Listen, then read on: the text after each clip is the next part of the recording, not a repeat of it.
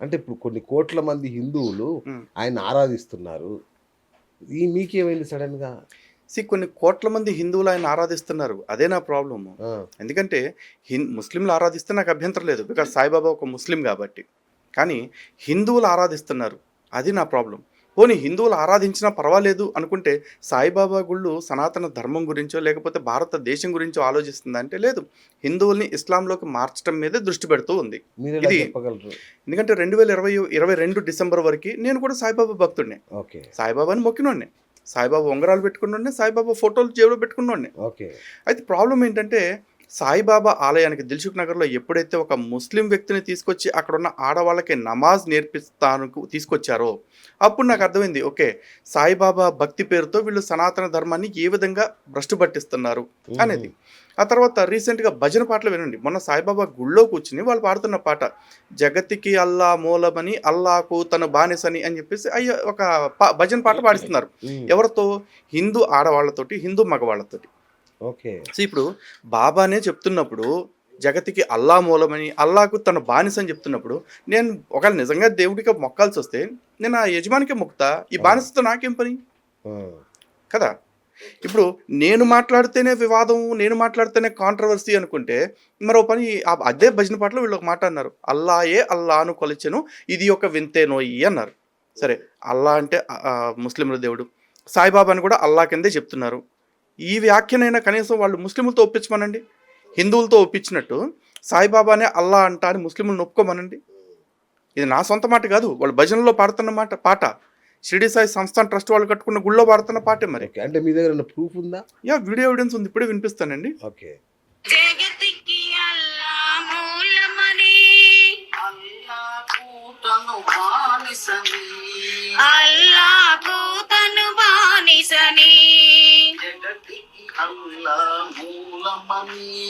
జగతికి అల్లా మూలమని అల్లాకు తను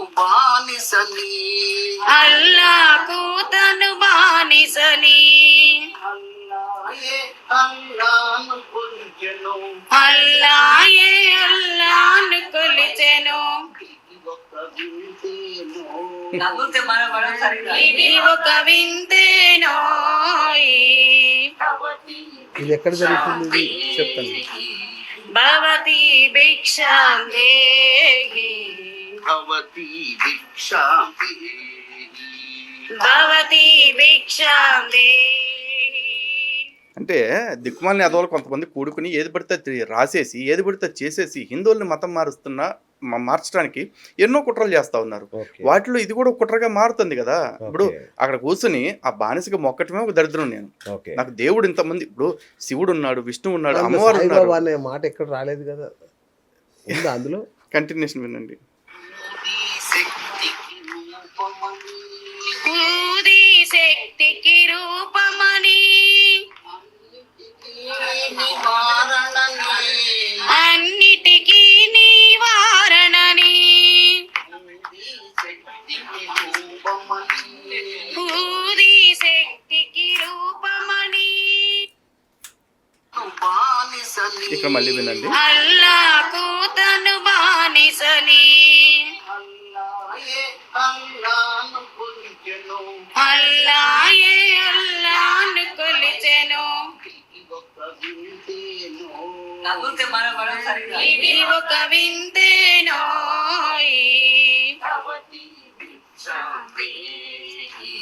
భవతి భిక్షాం దేహి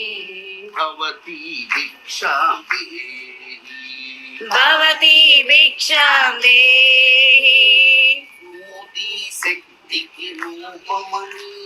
ఊది శక్తికి రూపమని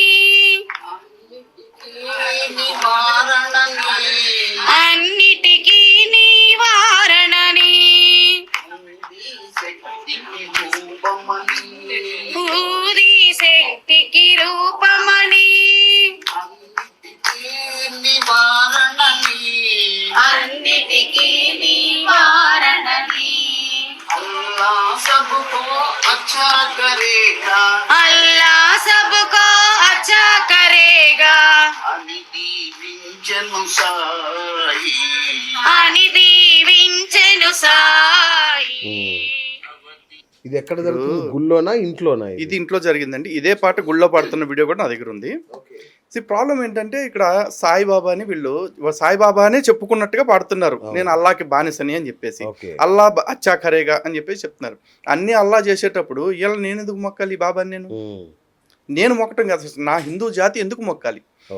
అల్లాని దేవుడు అనుకునేవాడు ముస్లిం, ఈశ్వరునో విష్ణుమూర్తినో లేదా అమ్మవారినో దేవుళ్ళు భగవంతుడు అనుకునే వాళ్ళు హిందువులు, యేసుని యెహోవాని దేవుళ్ళు అనుకునే వాళ్ళు క్రైస్తవులు.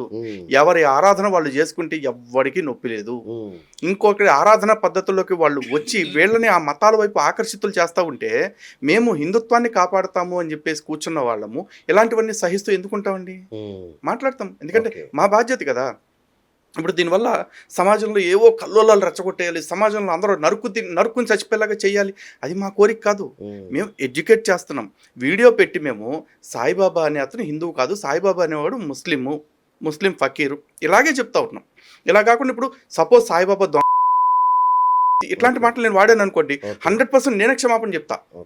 నేను బాబా అలా అన్నాను కదా. సాయిబాబాని సబ్కా మాలిక్ ఏక్ అన్నప్పుడు అది ముస్లిం అని ఆయన ఏం అనలేదుగా.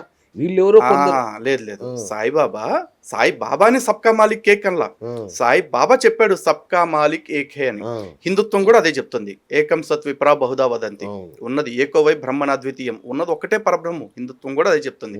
కానీ సాయిబాబా కంటిన్యూషన్ ఇంకో మాట అన్నాడు, అల్లా అచ్చా కరేగా, అల్లా భలా కరేగా, అల్లా మాలిక్ అని చెప్పి అన్నాడు. సబ్కా మాలిక్ ఏక్ హే అని చెప్తూ అల్లాహ్ మాలిక్ అని కూడా చెప్పాడు. మరి అల్లా నీకు మాలిక్ అన్నప్పుడు నువ్వెవరు అవుతున్నావు? అప్పుడు నువ్వు ముస్లిం కదా. ఒక ముస్లిం తన దేవుడిని తను గౌరవించుకుంటే నాకు అబ్జెక్షన్ ఏం లేదు, నేను ఇంకా గౌరవిస్తా వాడి భక్తిని. కానీ వాడు నా భక్తిని అవమానించేదాకా తీసుకొచ్చినప్పుడు ఖచ్చితంగా నాకు అరికాలమంట నెత్తికెక్కిద్దండి. ఈ దేశంలో మనోభావాలు సాయి భక్తులకైనా నాకు లేవా? అదే మా పోరాటం, మా బాధ. సాయిబాబా చికెన్ తినేవాడు, నాన్ వెజ్ తినేవాడు అని మీకెవరు చెప్పారు? సాయిబాబా నాన్ వెజ్ తింటాడు, నాన్ వెజ్ వడ్డిస్తాడు అని చెప్పేసి ఎవరో చెప్పక్కర్లేదండి. సాయి లీలామృతం బుక్లోనే ఉంది. ఒక ఫకీర్ మసీదుకి వచ్చినప్పుడు శ్యామ అతన్ని లోపలికి రానివ్వడు బాబా.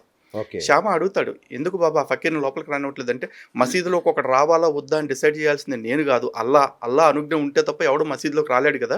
అయినా కూడా ఈ రోజు మనం పొట్టేళ్ళను వస్తున్నాం కదా, మేకను వస్తున్నాం కదా, ఆ మేక భాగంలో అతనికి ఏం కావాలి? మాంసం తింటాడా, తలకాయ తింటాడా, వాటి మేక వృషణాలు కావాలా, అడిగి పెట్టు అంటాడు. అంటే మన కప్పురాలు అంటారు చూసి, అవి కావాలా అంటే మెను ప్రిపేర్ చేసి మరీ పెడుతున్నాడు. నాన్ వెజ్ అందులో ఉందా? పుస్తకంలో సాయి లీలామృతంలో ఉంది. రైట్. ఇప్పుడు మీరు చెప్పే మాటలు ఎట్లా ఉన్నాయంటే ఇప్పుడు జనాలు రెచ్చగొట్టేలాగా ఉన్నాయి.